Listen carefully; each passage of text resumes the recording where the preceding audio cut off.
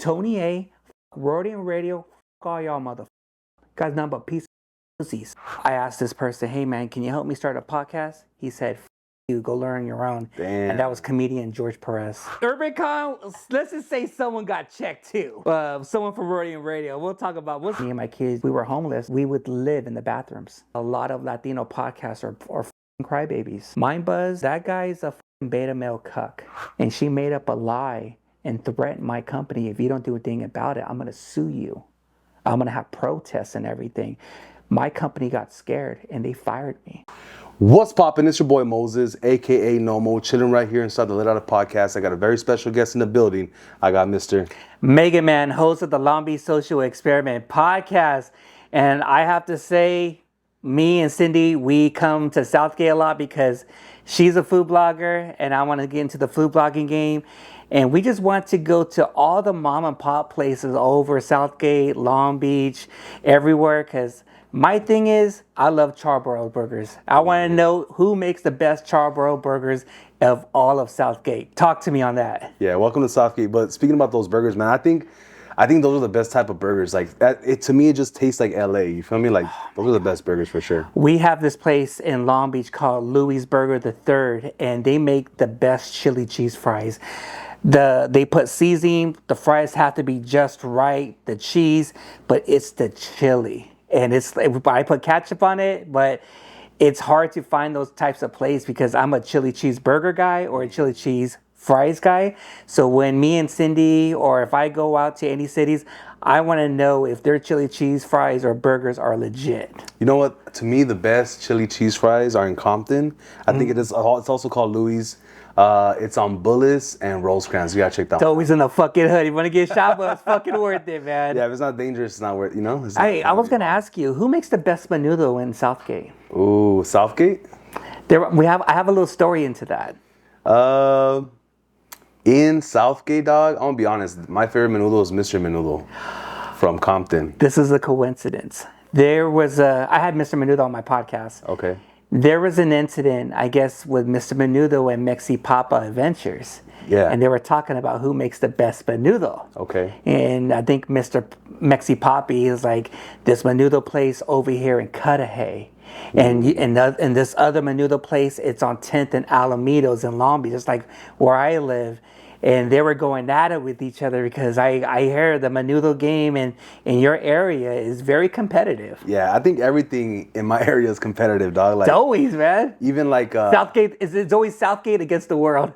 Yeah, dog. We have like our own inner wars and shit. But shout out to Mr. Menudo, dog. He just opened his own like sit down restaurant in Downey, which is like one of the meccas of food, dog. Downey has some of the best food in the world, I think. So some of the best restaurants. But yeah, he has like a food. I've known him before. He did the Menudo. We used to be part of a life insurance company together. Oh, really? And he's from East LA, and I was born in East LA from Southgate. So like everybody in there would be like super buttered up and super like preppy and nice. And me and this would be like, hey, what's up, dog? Like all ghetto with each other, you know, like we used to just connect it. And he separated from the business, and so did I. And then he started the Menudo, and I started the podcast. So he's fucking skyrocketed. I used to get his Menudo when he was in Compton, right there on the side. Yeah, by and the used park. to go park. And people would just bring their pots and pans and have it filled up and stuff. But I haven't been there in a minute. It's crazy because I was there. That's where I met Mexi Papa, because I interviewed Mexi Papa a few years ago, and I met him at Mr. Menudo. Super cool guy. So when I wanted to have Mr. Menudo back and Mexi Papa back, I didn't know they were beefing with each other. Yeah, that shit was going hard. I didn't know that. It was like in the COVID times. I didn't know that, dog. So they were kind of like, you know, at arms, at war and shit. So like, I don't know. At the end of the day, I wish them both the best. So like Mexi Papa's doing good too. He has a YouTube channel that's blowing up. Yeah. He's all over the world, going on like in Mexico doing crazy videos. So like they're both doing good. I hate to see those videos because, man, it's like every time you see a video about food, man, I just gain another 5 pounds. Yeah. I hate it because look at when we're Mexican and when you have all these foods, like, man, whenever I want to work out, but we just got done paying some money to go see Jose Torres, Aztlan Herbal Remedy. Oh, yeah. But the thing is, you have to watch what you eat now these days. Yeah, that's the biggest thing, because I was there too when I saw you there. Yeah. I interviewed my fat ass. indigenous herbalists at Aztlan Herbal. Shouts to him. Herbal Remedy store, right? Herbal. Aztlan Ancient Remedies. Yeah. So shout out to Jose. He's a cool guy. But yeah, I was coming in. You were coming out. Yeah. That was like the first time we met, right? Yeah, that was the first time I was trying to focus on my gut. Now it's getting to the point, oh, now I know how to do it. Because you have to watch what you eat. Like he says, you got to focus on your gut. Yeah. Because I have to lose the weight because if you don't focus on the gut, I have a problem with eczema. It flares up. Stress, eating, beers, food, pizza and stuff. So you have to really calm it down. Yeah. And since I do overnights, I got to watch with the sodas, the energy drinks. So you're eating 24/7. You're not really losing weight. So it's hard, man. If you're Mexican, it's hard, man. Yeah. Did you like? Have you seen a difference since you went with him? Like, It was a lot of info. I like to see his videos and all, and also talks about. Because the episode you did with him was really good. I heard about 13 times. Yeah, it was really good, and he broke some stuff down. And when he talks about the remedies it goes from our from our ancestors and all. Like the food is here it's on Earth. It's supposed to be natural, but he taught me a lot. And also the thing is, like, for us, it's that psychological where you really have to, like, okay, if I'm gonna do it, I'm gonna do it. But it's an uphill battle because, like, you're hungry, you want to eat, you want to work out. But it's like now you have life and you have stress and social media and podcasts. You have to find a balance. And that's what I've been focused on, to find a balance so I can go back to working out and doing what I'm doing. But right now I just don't have time because right now it's like I got a new job and nice. It's hard, man. I'm telling you, this podcast game is hard. Yeah. I think, I've heard it a million times. I'm sure you get it all the time too. Like, I want to start a podcast. What do I got to do? Like, good luck. I'm like, bro. What I always tell people, because I don't want to sound like a dick. I'm like, look, I'll help you. I'll help you start the podcast. I already have the cameras. You come, you rent the studio. I'll charge you this much to edit your videos. All you gotta do is show up, and they won't even do that, dog. And for people who want to start their own podcast, go buy your own camera, learn how to edit. It'll take you years, dog. It took me years to learn how to do this shit, dude. So I've been doing podcasts for 6 years, and the first person I asked, like, hey, you think you can help me? This is 6 years ago, and now he's all big now. I asked this person, hey, man, can you help me start a podcast? He said, fuck you, go learn your own. Damn. And that was comedian George Perez. Oh, for real? Yeah. And how do you feel about that? To me, it was like, I don't know, at that time it was very competition and all. And, like, hey, I don't want to help this guy out. I don't know if this motherfucker's going to blow up or not. But well, he was your homie. Did you know him, like, good back then? Yeah, I did his show. I was the first fan guest on George Perez Stories. Look it up, episode 50 with Mega Man. That was my first podcast I done. And damn. And when you asked him like that, and it was kind of like, damn, man, it's almost like in a way, never meet your fucking heroes. And since then, have you guys talked? I used to watch his comedy shows and all that, but I haven't seen him in years. Everyone's doing their own thing. I knew a lot of celebrities, knew a lot of people, and with my podcast, it's just, I did it because I wanted to vent, because for me doing podcasts, man, it conquered my depression. People do podcasts, but what are you doing podcasts for? Are you doing it to get big? Are you doing it you want people to know who you are, so people won't make assumptions who you are? And I wanted to do podcasts because I wanted people to understand me and my journey and all. Before it was called the Long Beach Social Experiment, it was called the Mega Man's Podcast. That's where I remember you from. Yeah, the Mega Man's Podcast, I started it, and I got this huge support from Felipe Esparza. He's like, hey, shouts to, Mega Man, give him a follow. And I think I remember my first guest appearance was Martin Rizzo. He had a show called Squad by the Bell with his girl, I don't know if his girl Stephanie at the time. Then I started going on this podcast journey. It's like, I think I can do it.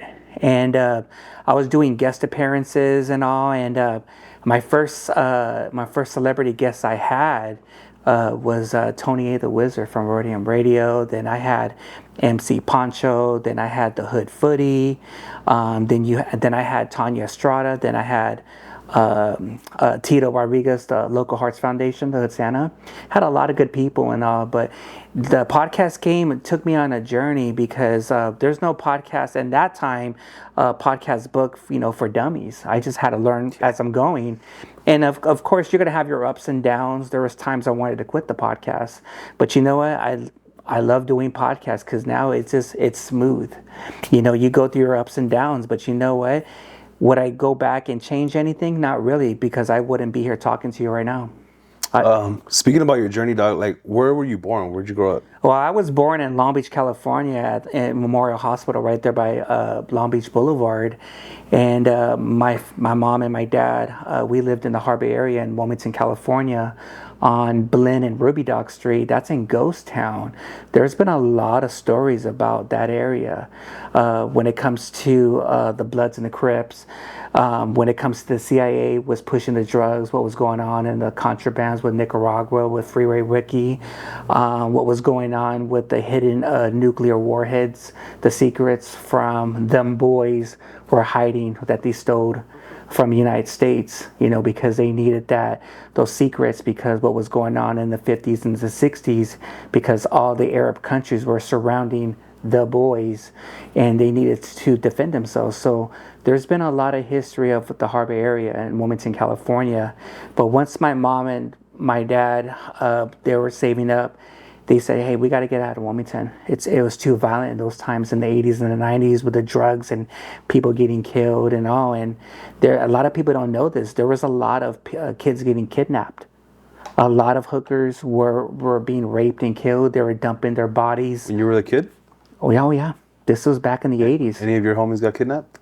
No, not really. We just heard stories. You know, this was no social media. So if your parents tell you stay in the house, and then we only stayed in a certain area of the street, but once the lights came on, we just went back and signed. So then you moved out of Wilmington after? Then we moved to Carson, the next city over. Carson's nicer, no? It's nice. A lot of free parking. You know, a lot of parking. Home of the Booyah tribes. A lot of Samoans. I wanted to honestly. If my mom and dad were together, I really wanted to be a pilot or be a coat. Because if you're a bandy pilot, okay. But if you go to Carson High, you're a coat. I wanted to stay. Then things didn't work out. Then my mom and I, we moved to Northern California in the Central Valley of Modesto, California. Oh shit! How old were you? I was like 11, 12. And the following week, I was starting 6th grade. And it was different, man. I was homesick. I did not want to live in Northern California. How was it? I hated it. But it kind of, 90% of my family lives over there. All my family, they all live in California, all scattered. I have family in Bakersfield, Fresno, McFarland, the Bay Area, Sacramento. But Modesto it's right there in the middle of Central Valley. And they're going through some uphill climbs because the economy out there. There's a lot of shady stuff, drug infested and all, but I liked it over there. It's very peace and quiet, but it's kind of more, again, the mixtures of kind of both. Like you live in the Bay Area, Central Valley, then you live in Southern, and I kind of like it over there. I like to go there from time to time, but my home is here. How long were you up there? Oh, man, from 6th grade or maybe all the way until maybe I was in my early 20s. Oh shit, so you're up there for a minute. Yeah, then I was with my first wife and things didn't work out. Then I wanted to work things out, so I moved back to Long Beach. And ever since then, I stayed over here since. So you're 20-something in Long Beach. Yeah, man, I was, oh man, I'm telling you, those 20s after things, I'm telling you, well, I was with my friends and man, we went partying. I was a sucio. I mean, you're going to downtown Fullerton, you're going to Crazy Horse, you're going to V2O downtown, you're going to all these bars, I mean, meeting girls left and right. It was one of those, but it just got to the point, man, dude, like, in my early 20s and my early 30s, man, I was a wild child. I just loved fucking partying, and I didn't give a fuck about people. When you left to Modesto with your mom, your dad didn't go with you guys? My dad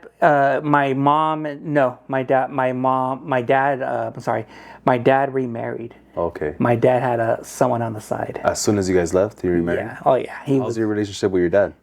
Not great. To this day? To this day. My dad only sees me for 3 hours a year because he lives in Texas. But I never had that relationship because I think there's still like turmoil, there's still grudge. And for you on him? For him on me. On you? What'd you do? It was bad. You're a bad boy. Let's just say I'm very blunt. And it's like, hey, so You couldn't cut it with my mom, huh? You pussied out, huh? Dang. I used to talk a lot of shit because, you know, to me, I just saw my no disrespect to my father. He brought me here on this earth, but to me, I just see him as a fucking beta male cuck. Straight up. And I know people are going to be like, oh, disrespectful, but, you know, he hasn't done anything for my life. And I feel like now I already surpassed him like 100 times over. So to me, it's like my relationship with my father, I just see him as just a person. So if he says, hey, son, it's like, don't call me son. You know, I just see you as just a person. You know, if you were my father, you would be there in my life every day. Right. But since he wasn't there, I had to learn things on my own. Have you always been confrontational like that? I've always, like you said, blunt. Very blunt. I take after my mom. Okay, is that where you get it from? You know, at the time, I had a huge stuttering problem. I had a lisp problem. People used to make fun of me. You know, used to talk shit and call me retarded. I remember, I'll never forget this, and this is how everything changed. My family, they're very intellectual on my mom's side, and I didn't know a lot of these big term words. And I didn't know they were criticizing and putting me down and stuff. And my mom kind of knew what they were doing. So my mom had to lecture them. And I was like, what, maybe 11 or 12. I didn't know these terms. And my mom lectured them and says, hey, that's your cousin right there. Why would you have to put him like low with all these words that he doesn't know? Then I remember my mom told me, say, hey, Stephen, like when you grow up, I'll never forget this. Read books, find a way to learn a word a day, learn these terms so you don't have these types of people or these Neanderthals walk over you. You got to stick up for yourself. And that's what I always do, just stick up for myself. And you got to be very blunt because I'm not going to be anyone's doormat. Do you feel like, you know, like nowadays people are like anti-bully, right? Mm-hmm. I'm kind of for bullying. I kind of like it sometimes. So obviously, you can't go too far. There's a balance. Yeah, there's good bullying and bad bullying. Like someone calls me fat, I'm like, yeah, I should probably eat less to go to the gym. Yeah, I get it. Yeah, you know. Do you feel like bullying is good for kids, bad for kids? You think it in the long term affects their mental illness? Like, what do you think about bullying? The kids these days are too fucking sensitive. And for us, I'm 43, so I'm a Gen X. So we've been through that shit. If you can, in our times, I don't know how old are you, but I'm 33. Okay, you're almost like, so you're like a millennial, kind of. So you're kind of know that balance. But for us, you got to have that psychological game to get through. And I feel like with my life was a little hard because it was getting you ready for the real world. Right. With these kids now too sensitive. Oh, I'm working 30 hours at Starbucks. Oh, yeah, I can't get everything. Like, stop being a little sensitive. Wham. Suck it up. Get a fucking job. Work hard. Get that money and shit like that. You know, but everyone's entitled. Everyone doesn't want to work and stuff like that. But when I say something to them, they get butthurt. Even on social media, even on podcasts. Oh, Stephen hurt my feelings. Well, what do you want me to do? You want me to say, oh, everything's going to be okay, like kumbaya? No, I'm going to give you constructive criticism. I'm going to tell you straight out, like, what you're doing wrong. That's why when it comes to podcasts, I don't help anyone out, because if they're telling me, what you think about my podcast? You say, you want me to be honest with you, or you want me to be fake honest with you? And say, be honest with me. It was trash. It was trash. If I were you, get a notepad, learn what you did wrong. And when I tell them that, they don't know how to take constructive criticism, and they start crying and going to social media, Mega Man picked on me, let's get after him. Bunch of pussies. Yeah. Pussy fucks. Yeah, me too. I fucking hate pussies, dog. I don't know. I just grew up different, you know. Yeah. And then my dad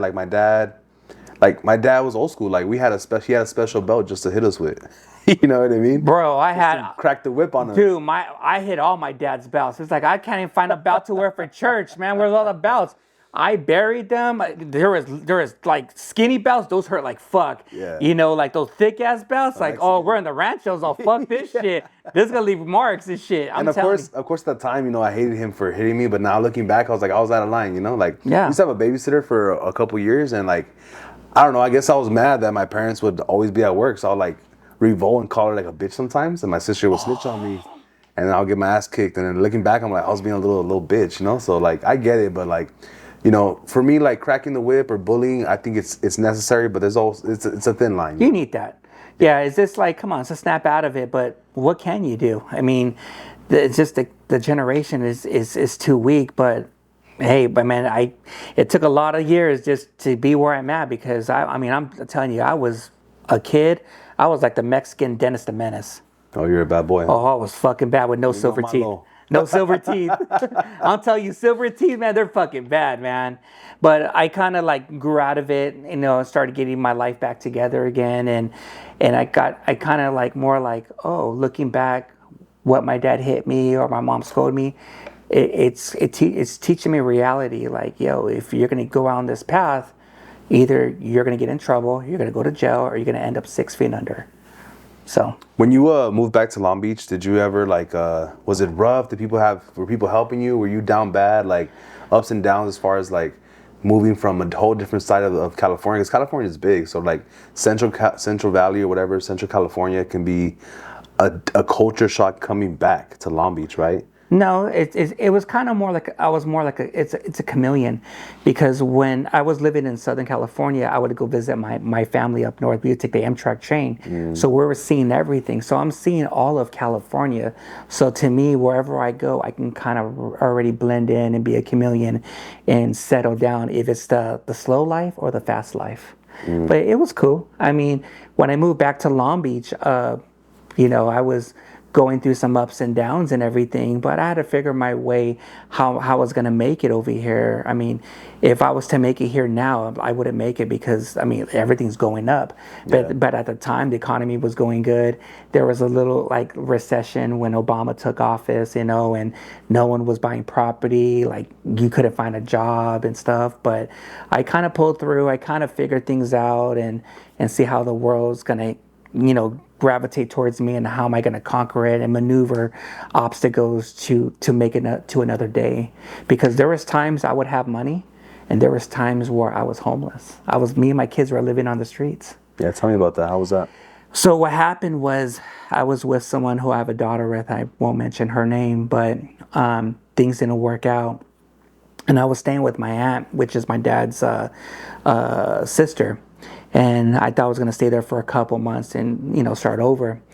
Well, things didn't work out, and me and the kids, we had nowhere else to go. And we were going to move to Northern California. Then I had a personal difference with my mom and my stepdad. And it kind of more, I was in a crossroad, like, oh my gosh, I have some money, but where am I going to stay at? And we couldn't find a place. And, you know, my aunt, you know, we had a place I was going to buy. Then someone outbid me to get a one bedroom. And I was like, fuck, what am I going to do? Because I was spending $50 or $30 or $40 or $60 on application fees to get apartments and condominiums. So I went through all that and it's like, what am I going to do? So me and my kids were living in our cars. There was times we were living in tents. There was times I would be working where my kids will be sleeping in the break room where I'm doing overnights. And there will be times where I don't even know if I'm going to me and my kids are going to get a hot shower. And I had to go to the YMCA, then I had to go over here to take a shower or crash at someone's house. It was like that for a couple months. And I was telling you, there was times I was going to commit suicide. Because no people should be homeless. Look what's going on with a lot of people who are homeless. They can't get their shit together. But with me, I wasn't want to be in the streets because I don't want to abide by my parents' rules. I wanted to get out and, you know, survive and get a place of our own. And I had to save and save and save a lot of money until my credit was working my credit up. And all of a sudden it's like, let me put an application for this apartment. And the lady is like, hey, I like your resume and stuff. Like, when do you want to move in? It's like, well, whenever. And we were in the streets, like, you know, living place to place for like almost exactly 3 months. Then I put up first and down payment and everything. And this is where I'm living at now. And when we had their apartment, she gave me the keys. And you know those little locks they have where you put the key in, you put the little digits and stuff to open it. That's when I got the key and I opened it. And I remember my two boys, we saw our apartment. It's like, this is our house. And the only thing that we had was 2 air mattresses. We had a fan, we had a TV, we had a 24-pack of Pepsi and blueberry muffins and all. And I remember the whole fucking night, dog. I was crying like a baby because all those people who said you're never going to make it, you're going to be 6 feet under, you're never going to make it in life, you're never going to make it in LA. I was crying because I thought those people were going to be there for me. No, there was no one there for me. I had to do everything on my own. And I outproved everyone wrong. My dad, my mom, my family, the doubters and stuff, and that I can make it here in LA. And I just got my shit together, and that's where I wanted to start a podcast. You know, it's just like, hey, there's no people in Harbor area starting a podcast. And I wanted to start the podcast, and because of my cousin Stephen Gomez, who passed away from a car accident, and that's one of the reasons why I named it at the time, the Mega Man's Podcast, because Stephen Gomez was the first person on the block in Wilmington, you know, in our street, to have a regular Nintendo. And he told me, what game do you want to play? So it will surprise me. So I rented these games. He had Ghosts and Goblins. He had Final Fantasy. He had River City Ransom. And he had, what's that game? I said, oh, I got this game called Mega Man 2. I played it, fell in love with it. And because of him, I wanted to name the Mega Man's Podcast to show remembrance to him. How long did you have the Mega Man Podcast for? I think almost like, 4.5 years. But I had to change the name because Nintendo owns that right. So I was going to get trademarked. They were going to sue me for $150,000. They served you? They just gave me a warning. Say, if you don't do this in a certain amount of time, like, we're going to sue you. And I was like, okay, that's it. That's it. You don't have to tell me what. I was like, fuck, man.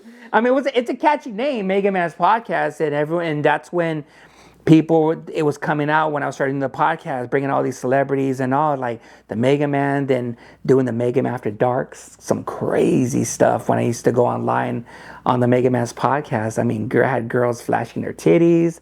I had a guy getting his head from these 2 girls, or interviewing people. And this is like in the COVID times. Everyone was staying home. So everyone's all looking like who's popping up on IG Lives and stuff. And that's how I started getting well known and started doing guest appearances and just doing me. But I'm telling you, this podcast game, it can make or break you. I remember seeing some of your videos and you were still like interview people at the park. There's a reason why for that. There's a park I go to. It's a Signal Hill Park. And the reason why I interview people at that park, because that's where me and my kids used to go to the park, play basketball. But since we were homeless, we would live in the bathrooms, and we live in that park, and we had nowhere else to go. So that bench, what you see, when the rain was to be hit, we would sleep right there. Where it was raining, like we had nowhere else to go. Damn. There was the I don't want to say the city, but they locked the bathrooms where me and my kids were sleeping. Because you guys were sleeping in there? Yeah. On accident. We didn't know. We couldn't get out. We had to wait till almost 6 o'clock in the morning, and we almost got our car towed. So I do the podcast sometimes if someone locals from Long Beach and they want to do the podcast, I just do it there because it just kind of brings back memories. You know, like, I don't want to get too big headed. I like to be checked and to know where I came from and how I overcome all those obstacles. And then you went from like video to just audio, right? It's kind of both. Video's cool, but I like the audio because if you really understand about podcasts was to bring people together. I mean, a lot of people don't know this. Adam Curry was the godfather of podcasts, and he was the VJ at MTV. He started a podcast. He gave the idea to Steve Jobs to start a podcast, and he had a meeting in San Diego. So when you got the first iPhone, that purple box, like, oh, what is that? Podcasts. There's here a lot of stories who started the pioneers, like Joe Rogan, Tom Green, Adam Curry, Red Band, Joey Coco Diaz. And this is before MySpace, where everyone's doing these blogs, writing like, well, this is what I did at this show, this is what I did. But everyone's like gravitating towards this whole podcast game, and look where it's at now. You have over close to 3 to 400 million podcasts around the world, and now the elites, the governments want to shut podcasts down because no one's watching the news. You want the real news that's in your face, it's going to be out there. We're looking out for our people. It's podcasts. Podcast is changing the game rapidly every fucking day. That's why you see a lot of people want to start a podcast every 2 minutes, every day, every 2 minutes, someone's doing a podcast. Someone's quitting the podcast, someone's starting a podcast. What do you think makes a good podcast? Like, is it the guests? A lot of people are anti-guests. Like, I don't want to have any guests. I want to have just my cast. Some people are just guests. Like, my podcast has been both, where I just have guests, where I have a co-host. What, in your eyes, makes a good podcast?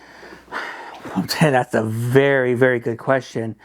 I would have to say, to make a good podcast, work on your grammar. Stay original. Stop regurgitating. Stop dwelling on the past.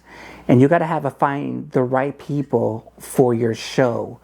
I mean, if you're having all these celebrities like you probably had on or I had on, that's cool. I want someone like no one knows about. I want a good story. And I feel like when people that come on your show or my show, we want good, genuine people that have a heart, because when I bring guests on, I have relationships with people, but I just want a good story. I want something where we can bounce off each other. But I feel like the podcast game, they have a lot of homework to do, because they're not working on the little things. Like, you got to work on your strong points, you got to work on your weak points and everything. But the podcast game, it really depends. But as long as you stay original and just have fun, because I remember I saw Joey Coco Diaz and he was doing comedy at the Haha, and I asked, and shouts to Joey Coco Diaz, he's like, hey, I'm starting a podcast. What do I need to do? He's like, be yourself, have fun, fuck what the people have to say about you. You be you, stay original, and always work on your weak points and your strong points. Ever since then, when I do a podcast, I want to make that show the best show ever. But at the same time, how bad do you want it? How bad is your podcast going to take you? What's the meaning of your podcast, of your show? How do you want this show is going to gravitate, where the audience looks at you and be like, oh, I like this show. Something gravitates me to fuck with this person or fuck with Mega Man. But with me, with my podcast, I'm just doing podcasts because I'm just having fun. I have no goals to be like the next Joe Rogan. I don't want to be that. I want to be Steven Martinez. I want to be my own person. You know, I don't want to copy other podcasters. And you kind of see the other shows, they're kind of more like ups and downs. They're regurgitating. They ran out of stuff, to talk about. And it's pretty sad. Like, a lot of people don't know, like, the podcast game is very, very hard, because the thing is, a lot of people don't know what goes on behind the scenes. Like, how to make your show how it is, how to get those organic numbers. I know a lot of podcasters, I'll tell you off here, that pay to get numbers and pay to get views. And that's sad. And it's like, well, why do you depend on fake audience or fake numbers and stuff like that? Man, just be yourself, be original. You have something going, just focus on that. Don't focus on everything. Who are some of your favorite guests that you had? Some people that you like maybe kept in touch with? Because I think people assume that you have somebody on your podcast and like, oh, they must be homies, they must be friends, they probably keep in touch. There's people that I've had on the podcast that like I don't really talk to no more, or maybe my co-host was not my friend no more. People assume that you're friends with them forever. But who are some of the people that you kept in contact and some of your favorite guests? Damn, that's a good one. I mean, I Slick Vic, I had Tony A. It's a lot, I don't have like who's the best. They're all the best, because each person that came on my show had a different personality, and it made me be the man who I am today, because you want to observe, watch, and listen, and how they conduct themselves in lives, in podcasts, but also in social media. I would have to probably say like the best person is Chad, the Cambodian cowboy. He's one of the best people I know. Best barbecue in Long Beach, or probably in the West Coast. I had him on my show. I'm telling you, the list goes on. And comedian Martin Moreno. I had comedian Martin Moreno, Hooter. The list goes on and on. If you go to my Apple Podcast, Long Beach Social Experiment, you can see the list of people. I had Beer Thug Life. I did like 50 episodes talking about craft beers. And that to me was, Beer Zombie. I had Beer Zombie. He is God. He has his own craft beers inside LA Raider Stadium. Oh, sick. He has his own beer. The Beer Zombie beer is delicious. And, who knows? I mean, I got some people lined up. I think tomorrow I'm going to have rapper Long Beach King Guest on the show. I'm trying to bring OG rapper from Long Beach, Domino, on the show. Sonia, Commitment Soldier, his wife. It's just people that I already know. I'm like, I want to get Mohawk on. Mohawk has a story. Yeah. I mean, a super story. And I remember people were telling me, like, you should get this guy on. It's like, oh, yeah, but I don't go up to people, hey, why don't you come on my show? I want to get to know him. I mean, it could take years. It could take months, but I want to build a relationship. I just don't want to bring someone like, okay, come on podcast, ready, set, go, and we do a show. Okay, whatever, bye, and don't talk to them no more. I keep in contact with some of my past guests. Yeah, you brought up Commitment Soldier. How do you see his story, how he started and where he is now? It's good. He's the homie. And I like what he does. It's all about unity. It takes time. And hearing the story, when I had Commitment Soldier on my show, it talks about the story how Food's Gone Wild started, Little Mystery and all. He has a journey and he's up there. I know he's having right now some hiccups with the situations, what happened with Flyboy and him and stuff. I kind of know them, both of them personally, but I don't want to be in that mix, because what happened is I can kind of tell people are picking certain sides, and I kind of see it, and it's kind of sad that to air out your business. And I'll be honest, I don't want to be a hypocrite. Sometimes in a way, there's people that put my business out there and I have to defend myself, but that's certain things that you shouldn't talk about, because what's going to happen is it's going to cause a ripple effect when you go to events and the people. Yeah. And people are going to hate you because he's affiliated with Flyboy, or he's affiliated with Commitment Soldiers. And that's one thing about podcasts, that when you bring a guest on, you're going to have people like, why'd you bring that fucker on? Like, I'm not going to fuck with you because now you had him on your podcast. It's too tribal. It's too cliquey. And that's why, in a way, I want to do my own thing. But whatever differences that they need to sit down like men, not on social media. They need to sit down like men and resolve their differences. We're not getting younger. We're getting older. I don't have time for all this social media drama bullshit. If people have problems, deal with it face to face, not on the phone, face to face, and that's it. Because if people don't resolve their differences, then shit's gonna happen eventually down the road. Some people say that podcasters are like the new rappers, right? Everybody wants to podcast.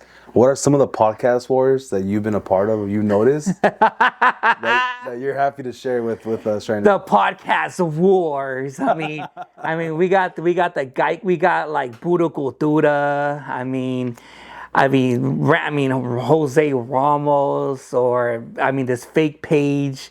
Someone had to get checked. Mind Buzz Podcast. And this is the thing where I see it more as envy and jealousy. If someone's doing big, congratulate him. But I feel like there's people who are just a bunch of fucking levas, fucking crybabies. And it's like, if someone's reaching a goal, applaud him. Don't put him down. And I noticed that a lot of Latino podcasts are fucking crybabies. There's a list of people I'm not going to get into, but I told you some. But Mind Buzz, that guy's a fucking beta male cuck. And he even owned up to it and said that, so what if I'm a beta male fucking cuck? The guy made a fucking fake page. The guy, he denies it every fucking time, that he disrespected my daughter, who's a cancer survivor. You make a fake page and you rattle all the Latino podcasters who had differences with me. The reason why I had differences with some of these, I don't want to say it's some, a lot, because we don't see eye to eye, and I can tell like they're weasels, they're snakes, they're piece of shits, and I don't fuck with them. I don't like their energies, and it's always something where it's like they always want to steal your ideas, steal something from you. It's like if if a person's like, hey, I want to hang out with you, like a podcaster, wouldn't you kind of feel like, what's your intentions? Like, why you want to get to know me?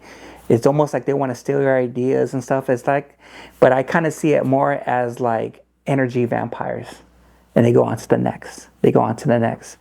That's why when it comes to Latino podcasts, they don't have their shit together. A lot of them do, but a lot of them don't. And that's where you see a lot of these other podcasters, they always say, man, Latino podcast is on fire. We're in the golden age, but they just can't get it together. Put their differences aside. All these problems, what's going on with Radium Radio. You know, differences with American Cholo or mine or this podcast and this. Work out their differences. But the thing is, everyone has an ego. Yeah, because you don't really see that much beef with like the white boys, like the white comedians, Joe Rogan, Theo Von, Tom Segura, Two Bears, like all these white boy podcasts. You could tell that they're all homies and they all kind of feed off each other. But in the Latino podcast game, it's like it's the opposite. It's like chest out, let's get down, fuck this fool. Because honestly, that's how we grew up. You know, that's how we grew up. Too mucho. Yeah, you know, like we grew up like that, like choosing a side, picking a clique, picking a gang, picking a crew, and then like it's hard for us to shake that shit. And that's why it's hard to break out from that. And that's what I've been doing for the past 3 years, learning how to conduct myself different, act professional, think with your brains, not with your emotions, and learn how to talk. People don't know how to talk. When people are too very hot-headed or very emotional, I stay away from those types of people. You can't deal with those people because they already know what they want, and they're not going to change their mind. And a lot of them are very prideful and they're stubborn and they have egos. You can't work with them. That's why, in a way, that's why I want to be universal. You got to get out of that pond, and I want to see the world. But in a way, it's like I don't want to be stuck on a pond where the whole thing of like crabs in a bucket. That's how it is in Latino. Anywhere you go, if it's comedy, acting, podcasts, and all. Yeah, we're in the golden age. Yeah, everyone's all blowing up. But is everyone going to work as one? Probably not, because everyone's like, no, I don't need you guys. I'm better off doing my own thing, or you're doing your own thing. That's just how it is. Are you like a analytics person? Do you look at your numbers? If one episode does good, do you keep it the same? If it does bad, do you change it? Are you like macro or not macro? What's the other for? Micro. Micromanaging. Are you micromanaging your podcast just for views? Or how do you go about producing your podcast? Well, you gotta be the Renaissance. If you're gonna start a podcast, you gotta look at the numbers, of course, on the content on your social media. You know, it really depends on what gravitates towards people seeing your page or what guests you bring on. I used to bring a lot of numbers, then you have low numbers, high numbers, low numbers. It just really depends on what people want to hear. People want to hear a lot of, if you bring a guest on, you get good numbers when you bring the right people. But a lot of the times, people just want to hear a story. People just want to hear a conversation. People just gravitate whatever comes out of my mouth. Like I posted a video, was it a couple days ago, what was going on with this whole Maui and Chile and this direct energy light beam and all that. And it was gravitating. And I looked at the numbers. I told Cindy, it's like, look at the view insights. 105 people reposted it and 46 to 55 people saved it. You're making a difference of what I speak or what you speak, and it's gravitating and it's spreading the message. It's just spreading the message. That's all I do. I don't care about views, clouds, and numbers. I just care about pushing the message and just making a difference. Because how much time do we have here on Earth? I mean, I've been watching Billy Carson. What you do here on Earth will last for eternity. I don't want to bring nothing but negativity and drama. I want to be there for our people. So when those people see what I'm posting or what you're posting or anyone else is posting, if it's positive, but you're looking out for the people, that it's going to spread to years to come or even centuries. Then that's why I feel like I want to leave a legacy that I did my part to help our people or even save our people or even be there for the community. Do you have an addictive personality? Addictive personality? Yeah. Like an alter ego? No, like do you get addicted to things fast? Like for me, I'm addicted to podcasting. I'm addicted to like sweets. I'm addicted. Like once I lock in on something, like I can't I can't like stop fucking with it. You know? Are you? Oh yeah. Too? Oh, podcast. Oh, that's my main thing. If I'll be honest, if I wasn't doing podcasts, I'd probably end up being dead. I'll probably end up committing suicide or end up 6 feet under or get into trouble. Again, podcast saved my life. There's times she'll tell me, Steven, stop doing podcasts and let's spend some time. I just love doing podcasts. I feel like I have so many ideas. Let's talk about this. Let's talk about that. I got to promote this. How am I going to get my numbers up? How am I going to talk about for the next episode? Who I'm bringing on? How am I going to make my podcast original? What about Rumble? What about YouTube? How am I going to do this? I have so many ideas. Like, I'm telling you, this podcast game will take you on a fucking journey. But it just, again, how long I'm going to do it for, I don't know, but I fucking love it. How much do you edit the podcast? I like to keep it raw. I'll be honest with you. If I'm going to edit it, it just really depends. I say about maybe like a minute. A minute out of whatever. I only fix the intro and the outro. That's it. The rest you just leave it in there? I leave it raw because I told people this. Like, hey, if you come on my show, I don't edit shit out. So if you're going to say some shit and you tell me, hey, Big Man, can you cut that out? I leave it raw. Yeah. But there's other stuff I had to... Let's just say, like, I won't mention a guest who I had on, but we had to edit a name out because we did not know that this person was a chomo. So we had to edit that out. Wait, Urban Con. You were there, right? You want to get into that? Yeah, dude. So what happened there, dog? Walk me through it. So, Urban Con, let's just say someone got checked too. Someone from Radium Radio. Let's just start with that one. So, Urban Con, there was drama already happening the night before. Someone got beat up the night before and someone was supposed to be over there Urban Con. Who got beat up? I think it was Flyboy. Oh, that was the night he got beat up? That was why he didn't go? Yes. Damn. And Salsa Plug and Tough Jim had to take care of him. Then, because I wanted to see the burpee challenge, and Tough Jim was there saying, I'm not going to make it. So, okay, it was kind of a little awkward. You kind of feel like something happened the night before, so we don't know Urban Con. And there were certain dramas with certain people, because, you know, when you go to Urban Con, you're going to meet your enemies. You're going to meet people like you don't want to affiliate with, but you want to be professional, respectful. So we saw one of the girl, Annette. She's a host for a Beat Me at Midnight podcast, and they had the Scooby-Doo van. And we're doing a podcast, like thinking like nothing, whatever. She was videotaping, taking pictures, and we saw her co-host who had that, and he was on the ABC News of being a chomo. He was already looking at little girls at Urban Con. It's like, what the fuck? And we're talking about some certain explicit stuff. And he's like, yeah, there's a lot of love scenes in this van. Like the way he gave me that look. Then we find out later he was hooking up with underage girls. So what kind of love scenes? Who you hooking up with these underage girls? And we didn't know this guy. He's a Mason. Masons work for the Illuminatis.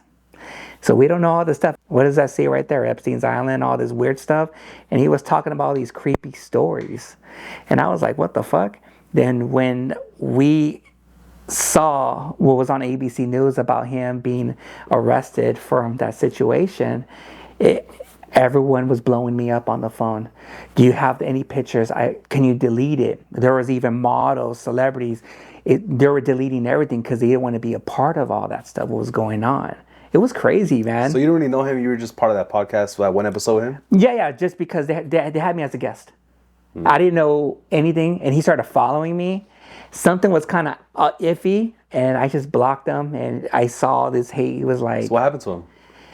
He went to jail. I think he got released, and I don't know. Oh, he got released? Yeah, he got released. He got bailed or released, whatever. So, yeah. Then the co-host, she was getting bombarded with a lot of DMs from people just hating on her. Like, hey, you didn't know about this? Like, how can she know? How would she know? But she was a guest on to explain the situation on ODM, the Blockout podcast. ODM wanted me to talk about it. It's like, I'm not going to talk about it. I'll reach out to, Annette from Meet Me at Midnight, so you can have her on because that's the story. She's like, okay. because I'm not gonna steal her shine. That's her story. That's her shine. I'm not gonna be out of it. Yeah. But like you just again, you got to be careful who you bring guests on, because we people these days, you got to do background checks.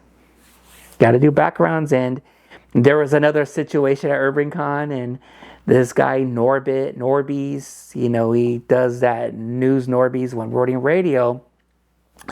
And this is the thing, there's a lot of weasels and hypocrites, and the guy was running his mouth because I don't affiliate with Radium Radio and all that drama.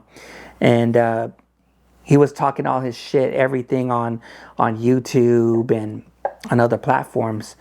So me and Cindy were watching the OG Rome perform on stage.